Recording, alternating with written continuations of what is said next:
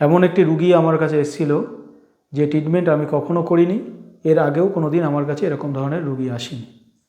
কারণ যে রুগী সে মাতৃগর্ভে আছে এবং তার ভালভে ছিদ্র। তো অনেক জায়গায় রিপোর্ট করিয়েছে, রিপোর্ট করিয়ে একই রিপোর্ট ধরা পড়েছে এবং আমিও চিন্তায় পড়ে গেছি যে একে কী চিকিৎসা দেব। তারপরে মায়ের কাছে অনুমতি নিয়ে কয়েকটি তাবিজ দিলাম। তো তিনি আজকে ফিডব্যাক দিল, তার বাচ্চার জন্ম হয়েছে এবং 1 মাস বয়স হয়েছে। আজকে তিনি পুজো দিতে এসেছিলেন এবং ফিডব্যাক দিলেন, তার মুখ থেকে আপনারা শুনুন।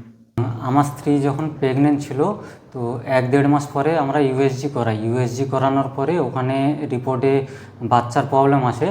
তো ডাক্তারবাবু আমাদের বলে এই বাচ্চাটা রাখা যাবে না। আমরা ওই ডাক্তার চেঞ্জ করে আবার অন্য ডাক্তারের কাছে যাই, সেখানেও একই কথা বলে। সাথে সাথে আমি আপনার সাথে যোগাযোগ করি, তো আপনি তখন ভরসা দেন কি এটা যে প্রবলেমটা আছে ঠিক হতে বেশিক্ষণ টাইম লাগবে না। তো তখনই আমরা সেই সিদ্ধান্তে চলাফেরা করি এবং আমাদের এই 1 মাস হলো ছেলে হয়েছে এবং ভালো আছে, সুস্থ আছে মায়ের কৃপায়। সেই বাচ্চাটার কি সমস্যা হয়েছিল? ওই হার্টের মধ্যে ছিদ্র ছিল বলেছে। তো মায়ের কৃপায় ভালো হয়ে গেছে এবং আপনাদের আশীর্বাদে আমার ছেলে এখনও 1 মাস হয়েছে, কোনো প্রবলেম নেই।